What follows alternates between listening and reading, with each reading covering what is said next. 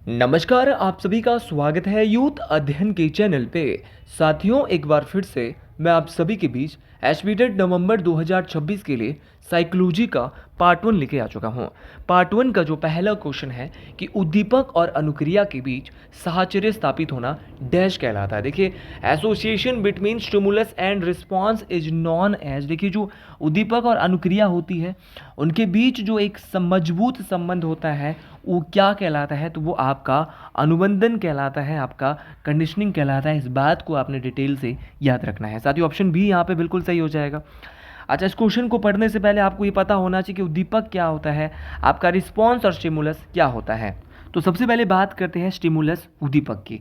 मेरे भाई, उद्दीपक एक ऐसी घटना या ऐसी स्थिति है या ऐसी वस्तु जो किसी जीव को प्रतिक्रिया देने के लिए प्रेरित करती है। जैसे कि भोजन है, घंटी की आवाज़ है या फिर रोशनी है। ये क्या है? आप किसी वस्तु या किसी वस्तु जो किसी जीव को प्रतिक्रिया देने के लिए क्या कर रही है, अपने ओर प्रेरित कर रही है। दूसरी ओर आपकी रिस्पॉन्स होती है आपकी अनुक्रिया। अनुक्रिया क्या है? तो उद्दीपक के प्रति जो व्यवहारिक प्रतिक्रिया की गई है, जैसे कि लार टपक रही है, आप डर रहे हो किसी चीज़ के प्रति, तो उसको क्या कहते हैं? हम रिस्पॉन्स कहते हैं। तो उद्दीपक और जो अनुक्रिया के बीच है जो संबंध, जो स्थापित मजबूत संबंध स्थापित करता है, वो कंडीशनिंग करता है। आपको ये बात डिटेल से याद रखनी है। अच्छा, यहाँ पे ऑप्शन में अधिगम भी दिया है, लर्निंग क्या होता है।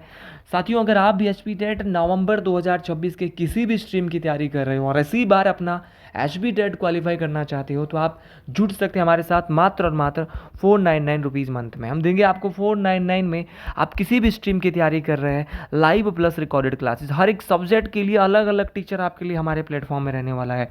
तो जो भी भाई बहन हमारे साथ जुड़ना चाहता है वो आज ही 7876145409 इस नंबर पे कांटेक्ट करके अपने सपने को साकार करके इसी बार अपने एचपीटेट को क्वालिफाई कर सकता है। अच्छा, हम बात कर रहे थे कि जो अधिगम शब्द है, लर्निंग शब्द है, इसका मतलब क्या होता है। तो लर्निंग शब्द का जो मतलब है वो है सीखना, ठीक है। और हर एक व्यक्ति जो है जीवन में क्या करता है, आपका सीखता है। ये बात आप डिटेल से जानते हैं। अच्छा, रिटेंशन क्या होती है, धारणा क्या होती है।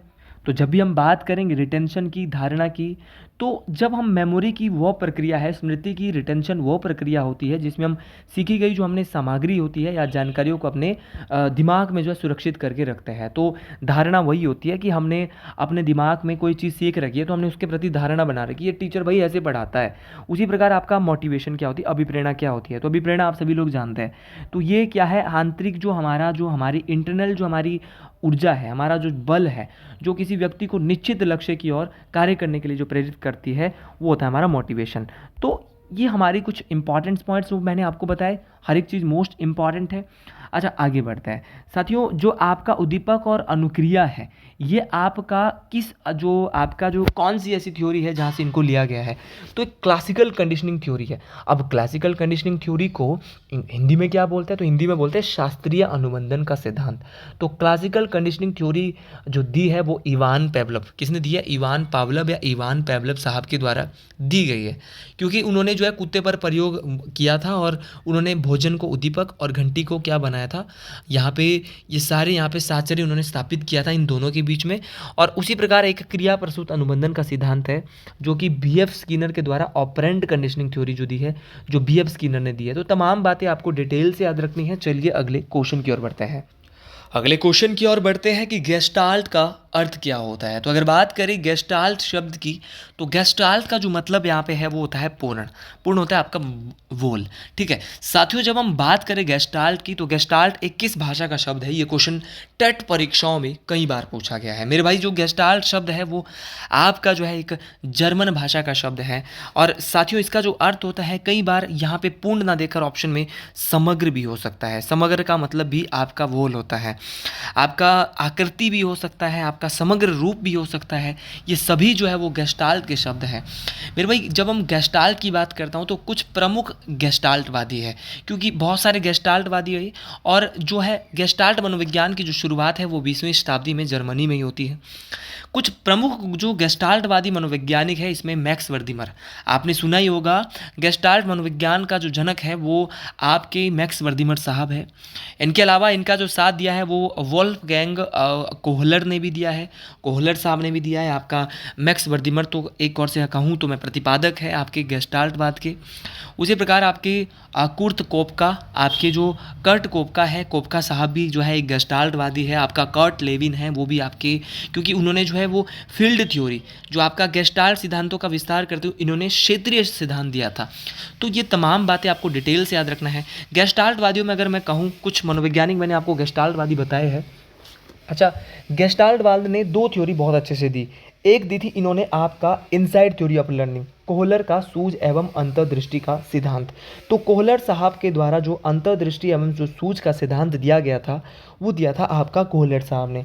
ठीक है, क्योंकि वो जो ये आपका जो इनसाइड थ्योरी ऑफ लर्निंग था, इस सिद्धांत के अनुसार क्या करता था, जो मानव था या जानवर था, वो केवल बार बार प्रयास करके रटकर नहीं सीखता था, बल्कि परिस्थिति को पूर्ण रूप से देखकर अचानक से समस्या का समाधान ढूंढ लेता था।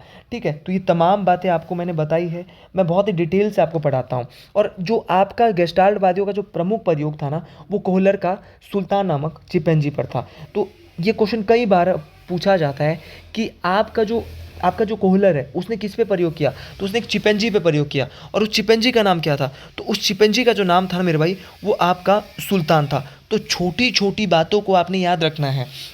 ठीक है, और ये तमाम बातें मोस्ट इम्पॉर्टेंट है, आपको तमाम बातें आपको डिटेल से याद रखनी है, तब जाके आपकी बात बनने वाली है। ये तमाम क्वेश्चन बहुत बहुत इंपॉर्टेंट है, परीक्षाओं में बार बार पूछे जा रहे हैं। और अगले क्वेश्चन की ओर बढ़ते हैं।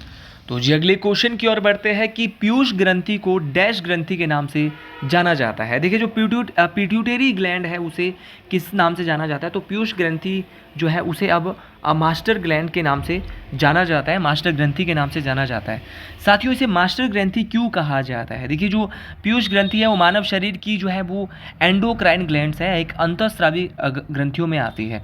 जैसे कि आपकी थायराइड है, आपका जननांग, जितनी भी ग्रंथियाँ हैं ये इसी में आती है। अब क्वेश्चन ये पूछा जाता है कि जो ये पीयूष ग्रंथि है ये दिमाग में कहाँ होती है, तो ये जो हमारा दिमाग है उसके आधार में एक हाइपोथैलेमस होता है, हाइपोथैलेमस के ठीक नीचे एक हड्डी होती है, वहाँ पे होती है। तो ये बात आपको डिटेल से याद रखना। और ये इसका जो आकार है ना पीयूष ग्रंथि का, वो एक मटर के दाने के बराबर होता है, और इसका जो वजन है वो 0.5 ग्राम के आसपास होता है। ये तमाम बातें आपको ज़रूर याद रखनी है, ये तमाम बातें मोस्ट इंपॉर्टेंट है। अच्छा, मैंने एक नाम लिया था हाइपोथैलेमस, तो हाइपोथैलेमस को मास्टर ऑफ मास्टर ग्रंथि कहा जाता है। तो ये बात आपको डिटेल से याद रखना है, क्योंकि पीयूष ग्रंथि का जब स्राव होता है तो ये उसको नियंत्रित करता है। अगले क्वेश्चन की ओर बढ़ते हैं। अगले क्वेश्चन की ओर बढ़ते हैं कि निम्नलिखित में से व्यक्तित्व का शीलगुण सिद्धांत से संबंधित कौन है? देखिए, who among the following is associated with the trait theory of the personality. देखिए, जो ट्रेट थ्योरी ऑफ पर्सनालिटी है वो दी थी आपकी रेमंड कैटल साहब के द्वारा। ऑप्शन नंबर बी यहाँ पे बिल्कुल सही हो जाएगा। अच्छा, कैटल साहब के द्वारा आपका ट्रेट थ्योरी ऑफ पर्सनालिटी यहाँ पे दी गई थी, व्यक्तित्व के जो शील गुण सिद्धांत है वो दिए गए थे। अच्छा साथियों, अगर मैं बात करता हूँ शील गुण सिद्धांत की, ये तो आपके रेमंड कैटल ने दिए थे।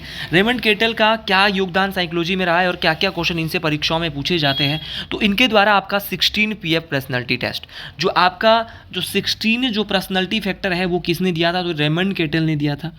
उनके द्वारा यहाँ पे जो 16 कारकों का 16 जो हमारे जो व्यक्तित्व के जो 16 मूल शीलगुण सिद्धांत है, सोर्स जो आपके ट्रेड्स है, उनकी बात की गई थी, जिसको तो ये कई बार पूछा जाता है। तो 16 जो आपके पर्सनैलिटी फैक्टर है वो किसने दिए थे, तो वो भी रेमंड बी कैटल ने दिया था। तो ये तमाम बातें आपको डिटेल से याद रखना है। इसके अलावा जो W आलपोर्ट है, उन्होंने भी जो है शीलगुण सिद्धांत का उनको जनक माना जाता है। ये क्वेश्चन पूछा जाता है कि W आलपोर्ट क्या है फिर, तो W आलपोर्ट साहब ने क्या दिया था, तो W आलपोर्ट साहब को तो इस शीलगुण का क्या माना जाता है, इस शीलगुण सिद्धांत का जनक माना जाता है। ऑप्शन में एक नाम दिया है एरिक एरिक्सन। तो जब भी मैं बात करता हूँ एरिक एरिक्सन की, तो इनके द्वारा मनोसामाजिक विकास का सिद्धांत, साइको सोशल डेवलपमेंट थ्योरी, तो साइको सोशल डेवलपमेंट की जो थ्योरी है वो एरिक एरिक्सन के द्वारा दी गई है। और इन्होंने जो है इसके 8 स्टेजेस बांटे हैं, इन्होंने जीवन काल को 8 भागों में बांटा है, 8 अवस्थाओं में बांटा है। अगला ऑप्शन है सिगमंड फ्रॉइड। जब भी हम बात करते हैं सिगमंड फ्रॉइड की, तो इनके द्वारा थ्योरी दी गई थी साइको एनालिसिस की थ्योरी, मनोविश्लेषणवाद का सिद्धांत। तो मनोविश्लेषणवाद का जो सिद्धांत है वो सिगमंड फ्रॉइड के द्वारा दिया गया था। और इन्होंने जो व्यक्तित्व को है उन्होंने जो है वो हमारा जो व्यक्तित्व है उसको 3 भागों में बोला कि इड, ईगो और सुपर ईगो। इन्होंने बोला कि इड, ईगो और सुपर ईगो हमारा जो व्यक्तित्व का जो मन ने जो है व्यक्तित्व को इड, ईगो और हमारा सुपर ईगो तीनों भागों में इन्होंने बांटा था। ये बात आपको डिटेल से याद रखना है। इड, ईगो और सुपर ईगो का मतलब है अहम, परा अहम। ये बात आपको डिटेल से याद रखनी है, ठीक है। और इन्होंने जो सिगमंड फ्रॉइड इन्होंने ही जो है मन को जो है आपका बांटा था आपका कॉन्शियस माइंड और अनकॉन्शियस माइंड में। तो तमाम बातें आपको डिटेल से याद रखना है। अच्छा, एक नाम यहाँ पे दिया है आपका कोहलबर्ग। कोहलबर्ग के द्वारा क्या किया गया? तो इनके द्वारा आपका जो लॉरेंस कोहलबर्ग है नैतिक विकास का सिद्धांत, मॉरल डेवलपमेंट थ्योरी, क्योंकि इन्होंने बच्चों का जो नैतिक चिंतन है उसको सही या गलत निर्णय के विकास में 3 स्तरों और 6 अवस्थाओं में इसको समझाया था। आप जब इनके बारे में हम पढ़ेंगे तो बहुत डिटेल से मैं आपको बताऊंगा एक एक बात को। अगला क्वेश्चन बोल रहा है कि किस अवस्था को संवेगों के तूफान और दबाव का काल कहा जाता है? देखिए, this stage is known as period of storm and stress. देखिए, स्टॉर्म और स्ट्रेस का जो आपका पीरियड होता है, ऐसा कौन सी अवस्था होती है? तो देखिए भाई, आपका जो तूफान और दबाव की जो अवस्था है वो आपकी किशोरावस्था है, एडोलेसेंस है। ये बात आपको डिटेल से याद रखना है मेरे भाई। जो ये किशोरावस्था के बारे में जो बताया गया है वो किसने बताया है? तो एक अमेरिकी मनोवैज्ञानिक है जिनका नाम है जी स्टेनले हॉल। क्या नाम है आपका? जी स्टेनले हॉल। तो जी स्टेनले हॉल साहब जो है इनके द्वारा जो है वो आपका किशोरावस्था के बारे में बताया गया। और कब बताया गया? तो इन्होंने जो एक पुस्तक लिखी थी आपका एडोलेसेंस, ये पुस्तक जो इन्होंने लिखी थी वो 1904 में लिखी थी। ये बात आपको डिटेल से याद रखना है। और किशोरावस्था बड़े संघर्ष, तनाव और तूफान की या विरोध की अवस्था भी इसको कहा जाता है। ये बात आपको डिटेल से याद रखना है। अच्छा, किशोरावस्था जो है हमारी कहाँ से कहाँ तक आती है? तो कई किताबों में 11 से 18 है, कई किताबों में 12 से 18 है। तो आप दोनों को लेके चलेंगे, दोनों को लेके बात हमारी बनने वाली है मेरे भाई। दोनों ही क्वेश्चन बहुत बहुत इंपॉर्टेंट है, दोनों ही क्वेश्चन परीक्षाओं में पूछे जाते हैं। अब अच्छा, सबसे ज़्यादा जो हमारे जो किस अवस्थाओं में जो हमारे आइडेंटिटी जो पहचान का जो संकट है, आइडेंटिटी जो क्राइसिस होते हैं, जिस उम्र में व्यक्ति खुद की अलग पहचान बनाना चाहता है, तो वो हमारा एडोलसेंस पीरियड में ही होता है कि व्यक्ति चाहता है कि मेरी अलग पहचान बने, ठीक है। स्वतंत्रता और विरोध की भावना भी इसी अवस्था में जो होती है अगर देखा जाए। उसी प्रकार आपका इन्फेंसी स्टेज, ठीक, आपका शेष अवस्था, तो ये तो आपकी 0 से 2 वर्ष की एज में है, जहाँ पे हम जिसे सीखने का जो आदर्श काल कहा जाता है, दूसरों पर हम निर्भर होते हैं। बच्चा जब पैदा होता है तो दूसरों पर निर्भर होता है, तो वो शेष अवस्था में ही होता है, ठीक है। शरीर का जो तीव्र विकास होता है वो भी शारीरिक अवस्था में ही होता है। जब बच्चा पैदा होता है तो उस समय फिर वो एकदम से उसके विकास होता है उसके शरीर में, उसके दांत निकलते हैं, वो जो है वो धीरे धीरे जो है वो बड़ा होने लगता है। तो ये जो सारी चीज़ें वो इन्फेंसी स्टेज में होती है। अच्छा, दूसरी हमारी हम यहाँ पे देख रहे हैं बाल्यावस्था। बाल्यावस्था वही जो हमारी जो है वो दो, एक पूर्व बाल्य, एक उत्तर बाल्यावस्था। साथियों, बाल्यावस्था को खेल की आयु भी कहते हैं, आपकी गैंगेज भी कहते हैं, समूह या टोली की अवस्था भी कहते हैं। तो तमाम चीज़ें मैंने आपको डिटेल से मैं बताता हूँ अपने वीडियो में। अच्छा, प्रौढ़ावस्था होती है एडल्ट स्टेज। एडल्ट स्टेज होती है मतलब जब आप 18 या 19 से ऊपर चले जाते हो। तो यहाँ पे देखो, एक तो मानसिक परिपक्वता आती है, हमारे अंदर सामाजिक जो जिम्मेदारी है उनको हम आराम से निर्वहन करते हैं, खुद से करते हैं अपने आप। तो तमाम बातें यहाँ पे ये प्रौढ़ावस्था में जो एडल्ट स्टेज है उसमें आ जाती है। अगले क्वेश्चन की ओर बढ़ते हैं। चलो जी, अगले क्वेश्चन के बारे में चलते हैं। और अगला क्वेश्चन इससे भी इंपॉर्टेंट है कि प्रत्येक अंडा कोशिका में कितने गुणसूत्र होते हैं। देखिए, जो प्रत्येक अंडा कोशिका है उसमें आपका जो ईच एग सेल होता है उसमें एक्स आपका क्रोमोसोम होता है। ये बात आपको डिटेल से याद रखना है। वैसे तो जो सामान्य जो व्यक्ति होता है उसके बॉडी सेल में जो आपके 23 जोड़े गुणसूत्र के होते हैं, मतलब कि आपके टोटल जो गुणसूत्र होते हैं वो 46 होते हैं, लेकिन जोड़ों में अगर बोला जाए तो आपके 23 जोड़े होते हैं। ये बात आपको डिटेल से याद आ गई होगी। अच्छा, क्वेश्चन पूछने वाला क्वेश्चन क्या पूछता है? क्वेश्चन पूछने वाला क्वेश्चन पूछता है कि महिलाओं के पास कौन सा गुणसूत्र होता है? तो महिलाओं के पास होता है XX लिंग गुणसूत्र। XX जो सेक्स क्रोमोसोम है वो आपका महिलाओं के पास होता है। और अगर पुरुषों की बात करें तो पुरुषों के पास आपका XY होता है। ये बात आपको डिटेल से याद रखनी है मेरे भाई। क्वेश्चन पूछा जाता है कि जब अंडाणु बनता है तो जो आपका अर्धसूत्री का विभाजन जब होता है तो प्रत्येक अंडा कोशिका में कितने जो ऑटोसोम्स होते हैं? ऑटोसोम होता है आपका, हिंदी में उसको बोलते हैं अंडा को अलिंग सूत्र। अलिंग सूत्र है मतलब कि ऑटोसोम सब में होता है और एक होता है सब में सेक्स क्रोमोसोम, आपका लिंग आपका गुणसूत्र, ठीक है। तो आपको याद रखना है कि देखो 22 तो होता है ऑटोसोम, ये क्वेश्चन पूछा गया है पेपर में।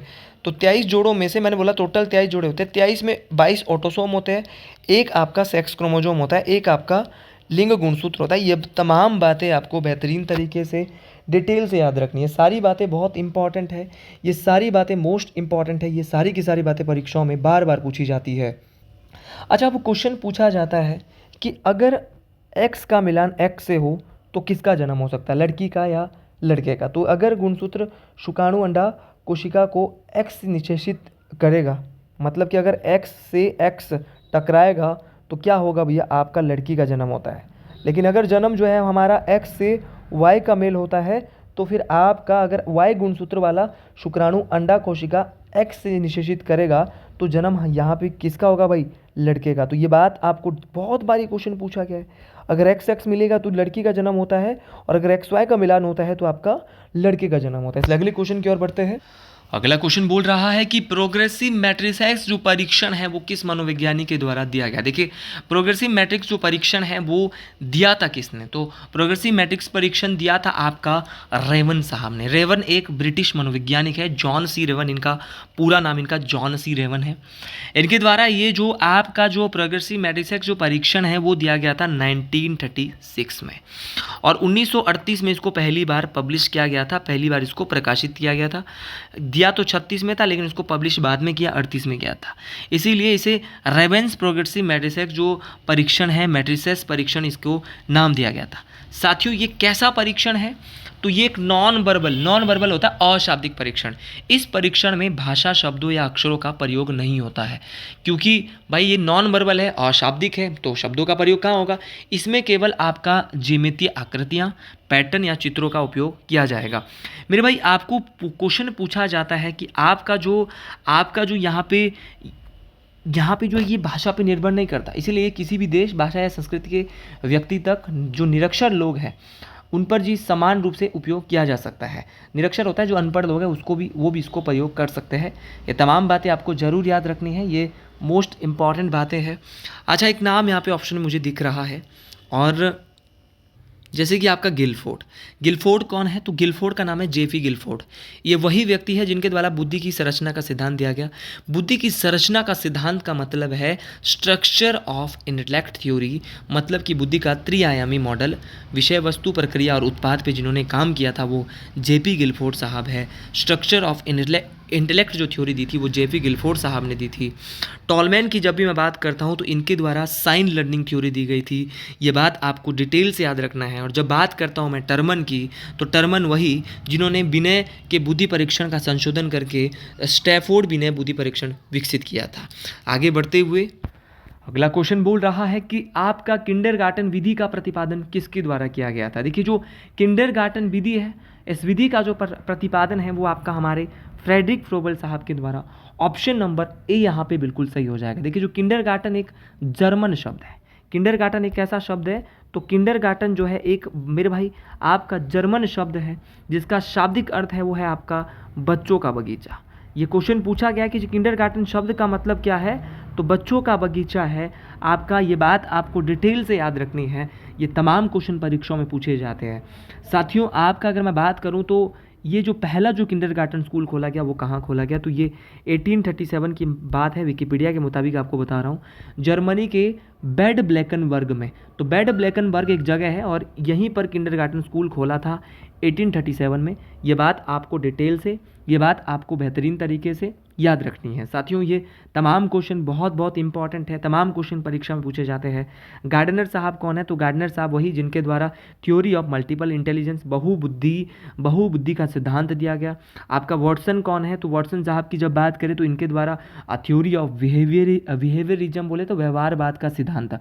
उसी प्रकार आपका आल्पोर्ट की बात करें तो आल्पोर्ट साहब वही जिनके द्वारा ट्रेड थ्योरी ऑफ पर्सनैलिटी, व्यक्तित्व के सेल गुण सिद्धांत दिया गया था। तो तमाम छोटे छोटे क्वेश्चन को आपने याद रखना है।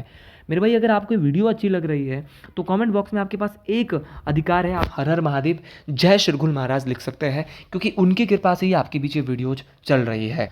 अगला क्वेश्चन बोल रहा है कि मैस्लो के अभिप्रेरणा सिद्धांत को डैश सिद्धांत के नाम से जाना जाता है। देखिए, जो मैस्लो का जो अभिप्रेरणा का जो सिद्धांत है उसको जो है वो किस नाम से जाना जाता है, तो उसको आवश्यकताओं के सिद्धांत के नाम से जाना जाता है। मतलब हायरार्की ऑफ नीड्स की जो बात की है, इसको तो यहाँ तो थ्योरी ऑफ नीड्स दिया, लेकिन हायरार्की ऑफ नीड्स जो दी है वो किसने दी है, तो हायरार्की ऑफ नीड्स जो दी है वो आपकी Maslow theory of motivation is also known as hierarchy of needs, hierarchy of needs theory. साथियों, ये जो अभिप्रेरणा का जो मैस्लो की बात करता हूँ मैं सबसे पहले, तो अब्राहम मैस्लो एक अमेरिकी मनोवैज्ञानिक है और इनके द्वारा जो मोटिवेशन की जो बात है, अभिप्रेरणा की जो बात है, वो 1943 में की गई थी। कब की गई थी? तो 1943 में इन्होंने मोटिवेशन या आवश्यकताओं का जो पदानुक्रम है उसका सिद्धांत दिया था। ये बात आपको डिटेल से याद रखनी है, जहाँ पर इन्होंने 5 स्तर बताए थे।